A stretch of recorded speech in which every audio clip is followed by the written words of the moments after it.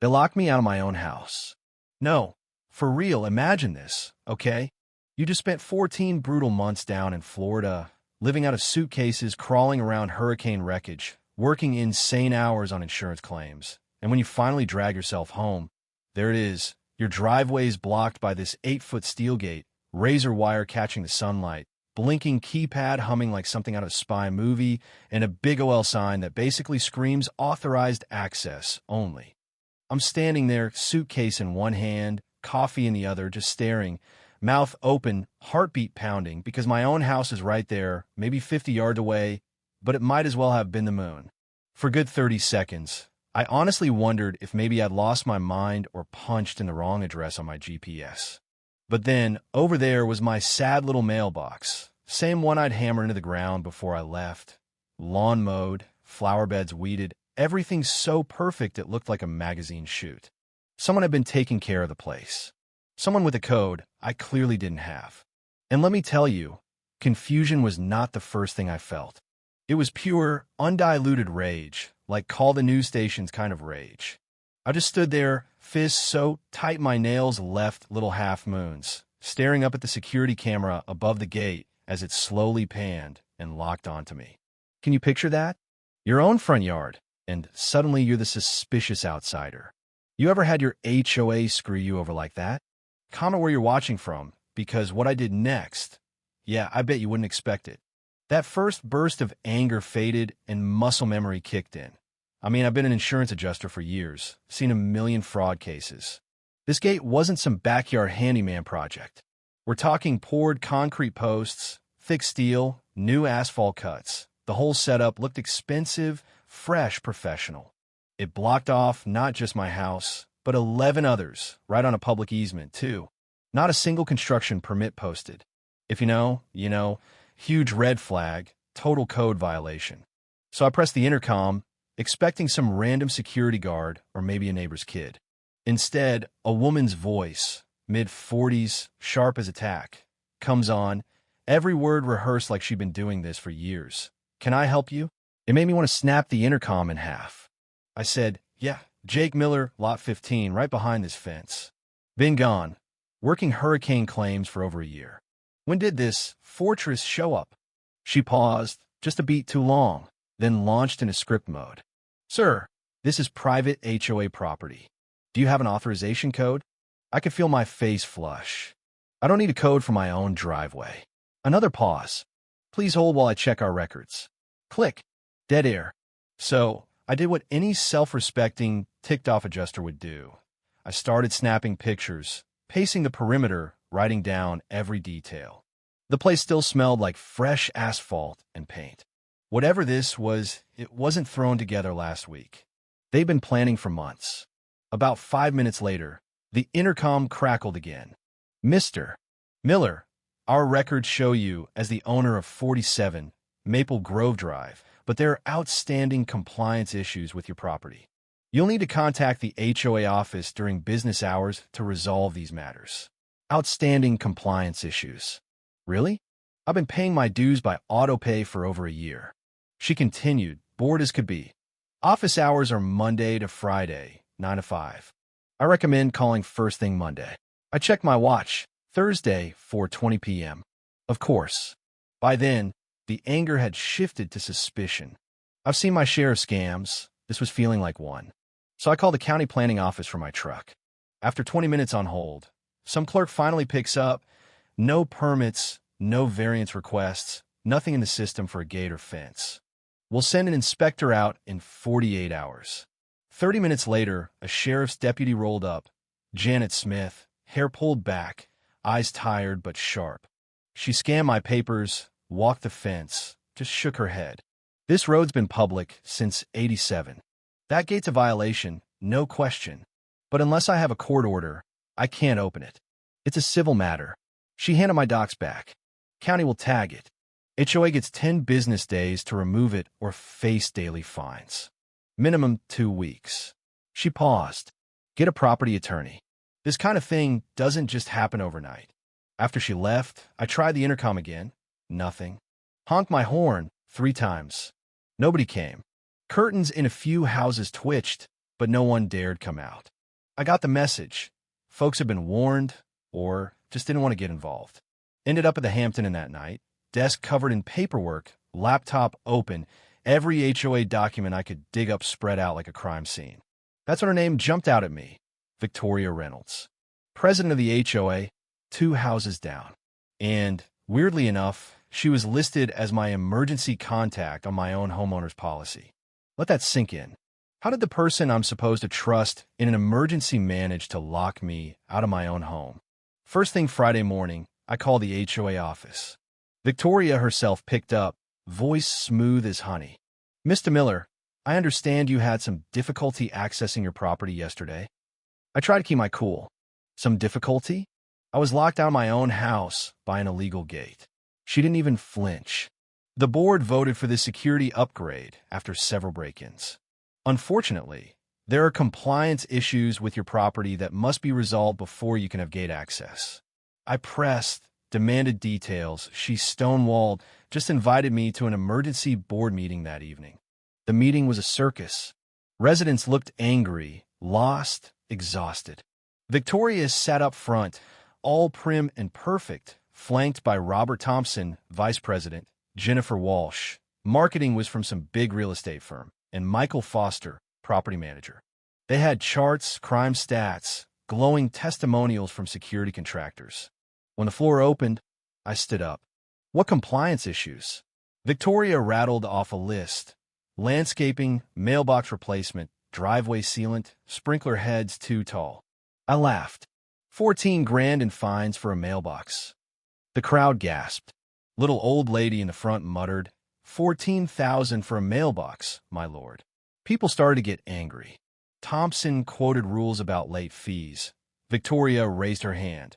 Our enforcement procedures are clearly outlined in the governing documents. I demanded proof, documentation. Once the fines are resolved, you'll receive copies and gate access. Foster jumped in, explained the board had full authority to approve security upgrades without any homeowner votes. People peppered them with questions, visitor access, management company contracts, costs, but the board answered like they'd been rehearsing for weeks. Slick, calm, not a hint of real concern. You could smell the corruption from the back row. Afterward, I cornered Victoria. How can I resolve this? I just want access to my home. She said the new management company, Sterling Property Solutions, would review my compliance status and let me know. As I left, I caught Thompson slipping Foster an envelope thick enough to choke a horse. You didn't need to be Sherlock to figure out what that was about. Back at the hotel, I did what I do best, dug deep. Sterling Property Solutions? 6 months old, run by Foster himself. 3 HOA contracts in the past year, all handed out by board vote. Walsh's firm had set up a shell company to pay off Thompson's mortgage. Every string led to another, and at the center, these folks were building an empire, locking up property, blocking access, and funneling money through companies they owned. Next day, I hit the courthouse. Sterling's business license didn't just cover management. It covered property acquisition, redevelopment. Foster's company had exploded overnight by buying out other management outfits, all financed by the same bank that had erased Thompson's mortgage. Walsh's employer owned the very company that took over Thompson's loan. It was a web of backroom deals and dirty money. But what about Victoria? Drove past her place, snapped some photos, and, get this, she comes right outside.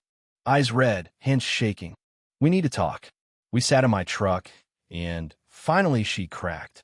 Her mom was dying of cancer. Insurance wouldn't cover the treatment, bills piling up. The compliance issues aren't all made up, she whispered, but they're not the point. People above me are pulling the strings. If you keep pushing, they'll ruin both of us. She handed me a note. Meet her at the park tomorrow night, alone. And don't call Sterling directly. Sunday morning, 2 guys in suits hammered on my hotel door. Emergency compliance order, $116,900 due in 72 hours. New violations, threats of foreclosure, restraining orders for harassment. Called Victoria, straight to voicemail. I went to the park anyway. She left a note. Don't trust anyone at Sterling. Find Richard V. Next day, Foster's crew was on my lawn, documenting violations, upgrading the gate, pouring concrete, adding more cameras. My house was becoming Fort Knox. Finally, I found a lawyer, Tracy Clark. She laid out straight. Legally, they were following state procedures. Challenging it? Months, tens of thousands in fees, all while fines piled up. She'd seen it before.